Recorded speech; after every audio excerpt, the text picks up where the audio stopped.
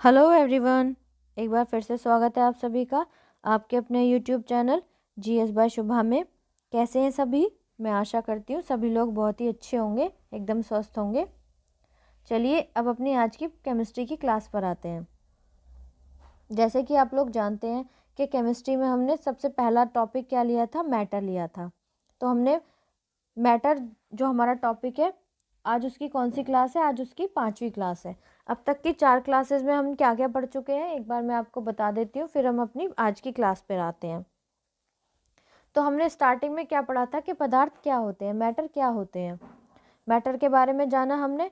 फिर हमने ये जाना कि जो पदार्थ है, जो मैटर है, उसको 2 रूप में वर्गीकृत किया गया है। कितने? 2 रूप में। कौन से? एक तो उसके क्या भौतिक गुणों के आधार पर, फिजिकल प्रॉपर्टी के आधार पर, और दूसरा उसके जो रासायनिक गुण है उनके आधार पर, उसकी केमिकल प्रॉपर्टी के आधार पर, किसी भी मैटर की। अब हमने क्या पढ़ना स्टार्ट किया था? पहले हमने पढ़ना स्टार्ट किया था कि जो पदार्थ है, जो मैटर है, उसके जो भौतिक गुण हैं, मैटर की जो फिजिकल प्रॉपर्टीज़ हैं, उनके आधार पर, जो उसके भौतिक गुण है उसके आधार पर जो पदार्थ है उसको कितने रूप में विभाजित किया है, या कितनी अवस्थाओं में उसको विभाजित किया है? 5 अवस्थाओं में। कितनी अवस्थाओं में? 5 अवस्थाओं में। तो वो 5 अवस्थाएं कौन सी हैं? सॉलिड, लिक्विड, गैस, प्लाज्मा, और लास्ट है बोस आइंस्टीन कंडेंसेट। ठीक है। तो हमने कौन सी स्टेट के बारे में जान लिया था मैटर की? पहले हमने सॉलिड के बारे में जाना था, फिर हमने लिक्विड के बारे में जाना था, फिर हमने गैस के बारे में जान लिया था। आज हम क्या पढ़ने वाले हैं? आज हम जो मैटर है, जो पदार्थ है, उसकी चौथी अवस्था के बारे में पढ़ने वाले हैं, उसके भौतिक गुणों के आधार पर। ठीक है। तो आज पदार्थ की कौन सी स्टेट के बारे में जानेंगे? मैटर के 4th स्टेट के बारे में। चलिए अब अपनी आज की क्लास स्टार्ट करते हैं। तो आज हम पढ़ने वाले हैं 4th स्टेट ऑफ मैटर।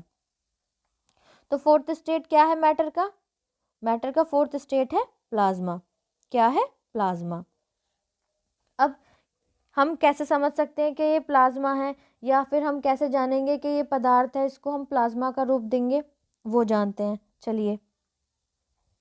तो the plasma form of the substance appears when the gas is ionised. मतलब किसी भी जो सब्सटेंस है, ठीक है, तो उसके वो प्लाज्मा की फॉर्म में कब आएगा? जब हम उसको क्या करेंगे? उसको आयनाइज्ड कर देंगे। क्या कर देंगे? आयनाइज्ड कर देंगे, मतलब कि आयनीकृत कर देंगे। हिंदी में आपको पढ़ा के बता के फिर एक्सप्लेन करती हूँ। जब गैस आयनीकृत होती है, जब क्या होता है? गैस आयनीकृत होती है, पदार्थ प्लाज्मा रूप में सामने आता है। कोई भी गैस है, किसी भी प्रकार की गैस है, जब हम उसको क्या करेंगे? गैसों का आयनीकरण कर देंगे, उसको आयनाइज कर देंगे गैस को, तो वो पदार्थ जो भी होगा, जो गैसियस फॉर्म में होगा, वो किस रूप में आ जाएगा? प्लाज्मा के रूप में आ जाएगा, प्लाज्मा के रूप में सामने आ जाएगा। ठीक है, इतनी बात क्लियर है। चलिए नेक्स्ट आगे जानते हैं, आगे क्या कहा गया है। आगे कहा गया है plasma is the state in which the effect of electricity and magnetism on gases is highest. मतलब इसमें क्या कहा गया है कि प्लाज्मा वह अवस्था है जिसमें गैसों पर विद्युत एवं चुंबकत्व का प्रभाव सर्वाधिक होता है। जब गैस प्लाज्मा की अवस्था में पहुंच जाती हैं, तो उस अवस्था में क्या होता है कि जो गैसेज होती है ना, जो गैसें होती हैं, उन पे जो विद्युत और चुंबकत्व क्या होता है? इलेक्ट्रिसिटी और मैग्नेटिज्म, उसका प्रभाव सबसे ज़्यादा पड़ता है। क्या होता है? उसका प्रभाव सबसे ज़्यादा पड़ने लगता है। ठीक है। जब किसी भी गैस को हम प्लाज्मा की अवस्था में आयनाइज्ड करके गैस को हम प्लाज्मा की फॉर्म में ले आए, तो उस फॉर्म में क्या होगा? जो प्लाज्मा है, जो गैस प्लाज्मा की फॉर्म में आ गया है, उस पर क्या होगा? सबसे ज़्यादा किस चीज़ का इफेक्ट पड़ेगा? किस चीज़ का प्रभाव पड़ेगा? इलेक्ट्रिसिटी और मैग्नेटिज्म का। किसका? इलेक्ट्रिसिटी का और मैग्नेटिज्म का, विद्युत का और चुंबकत्व का। आई होप इतनी बात क्लियर होगी। चलिए नेक्स्ट जानते हैं, आगे बढ़ते हैं। आगे क्या कहा गया है? आगे कहा गया है plasma contains almost the same number of positively charge ions and negatively electrons. अब आगे क्या कहा गया है? आगे बताया गया है कि जो प्लाज्मा में जो धनावेशित आयंस होते हैं तथा जो ऋणावेशित इलेक्ट्रॉन होते हैं की संख्या लगभग समान होती है। अब आयंस क्या होंगे, पॉजिटिव भी होंगे और नेगेटिव, पॉजिटिव आयंस भी होंगे और नेगेटिव इलेक्ट्रॉन भी होंगे। तो प्लाज्मा के अंदर जो गैस को हम आयनाइज्ड करने के बाद एक प्लाज्मा की अवस्था में ले जाते हैं, तो उसमें क्या है, जो क्या होंगे, जो आयंस होंगे, तो जो उनका आवेश होगा आयन के ऊपर, जो धनावेश होगा और जो ऋणावेश होगा, ठीक है, तो वो क्या होगा, लगभग समान होगा, दोनों इक्वल होंगे। मतलब पॉजिटिव आयंस भी और नेगेटिव आयंस भी, या फिर हम क्या बोल सकते हैं, इलेक्ट्रॉन्स बोल सकते हैं, नेगेटिव आयन को हम इलेक्ट्रॉन बोलते हैं, वो क्या होंगे, इक्वल होंगे, वो समान होंगे। ठीक है, इतनी बात क्लियर है।